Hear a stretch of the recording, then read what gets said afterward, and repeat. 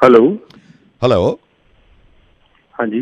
Sir मैं जाके मुरादाबादी institute of technology medical science biological system of home affairs and culture humanities department of law business school of art and science high dynamic academy of national theatre association से बोल रहा हूँ sir. कहाँ से बोल रहे हो?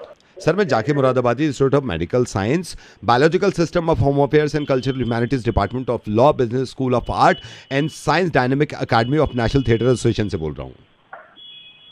हाँ जी, बोलो।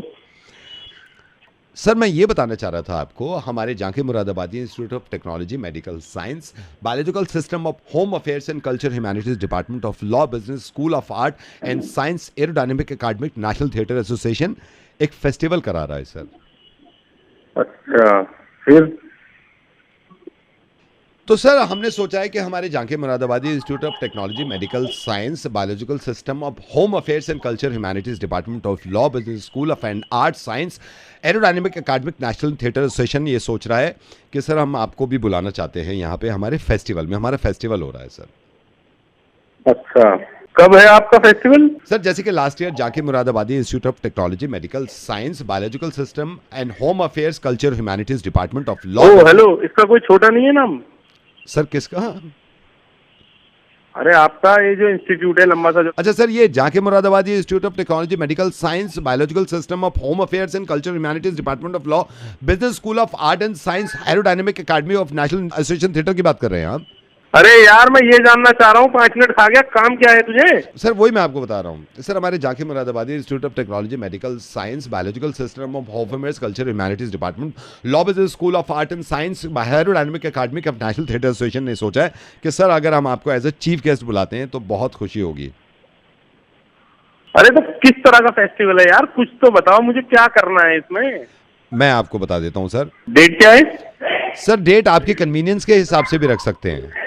और आना कहाँ होगा मुझे? Jake Moradabadi institute of medical science biological system of home affairs and culture launching department of law business school of art and science aerodynamic academic national theatre station कहीं भी। ये छोटा नाम नहीं है तुम्हारे कॉलेज का, जो भी है ये तलम्बा नाम है। सर इसका कह रहे हैं जाके मुरादाबादी इंस्टीट्यूट ऑफ मेडिकल साइंस। चुप कर, खराब कर दी, चुप कर। क्या हाल चाल है? मैं एक दिन सोच रहा था, मैंने आपको कब से किस्सा नहीं सुनाया यार। अच्छा लगता है ना किस्सा सुनाना, और कुछ चीज़ें दिमाग में भी घुसती हैं, तो एक किस्सा सुनाता हूँ आपको। एक फैमिली थी, ये बहुत खुशी खुशी रहते थे। इस फैमिली में हस्बैंड वाइफ और इनके 2 बच्चे, एक लड़का और एक लड़की। सब एक दूसरे से बहुत मोहब्बत करते थे, एक दूसरे के साथ रहना चाहते थे। हस्बैंड जो थे वो अपने काम से चले जाते थे, वो जॉब करते थे। जो उनकी वाइफ थी वो घर संभालती थी, बहुत प्यार करती थी। जो इनका बेटा था वो भी नौकरी करने लगा और इनकी बेटी कॉलेज में पढ़ने जाती थी। ये तीनों काम पे चले जाते थे और सबसे जरूरी जो कि घर का काम होता है वो इनकी पत्नी संभालती थी।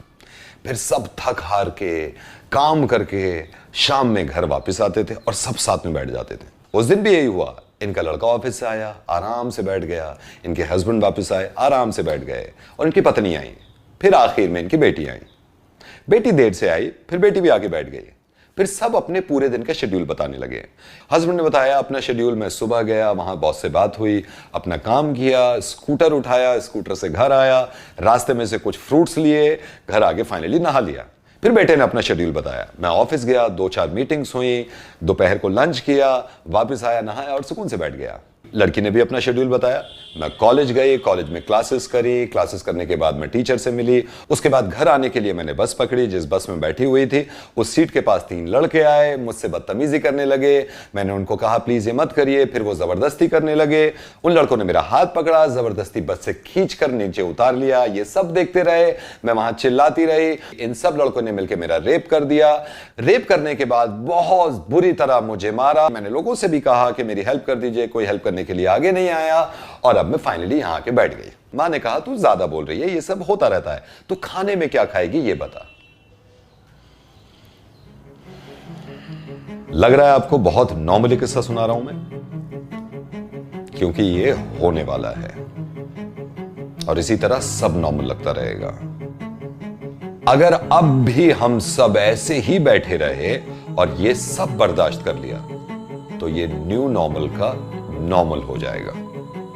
इसलिए इतनी आवाज उठाइए और इतनी सख्त सजा दिलाइए इनको कि आने वाली जिंदगी में किसी भी लड़की को अपने दिन का ये नॉर्मल शेड्यूल ना लगे। अगर हाथरस के आरोपियों को फौरन सजा मिल जाती तो बलरामपुर वाला हादसा ना होता, और अगर बलरामपुर वाले आरोपियों को फौरन सजा मिल जाती तो राजस्थान के सिरोही वाला हादसा ना होता, और हादसे ना हो और किसी भी शहर में एक लड़की को यह नॉर्मल शेड्यूल ना लगे। इसीलिए आवाज उठाइए और शेयर करिए ये वीडियो। Thank you.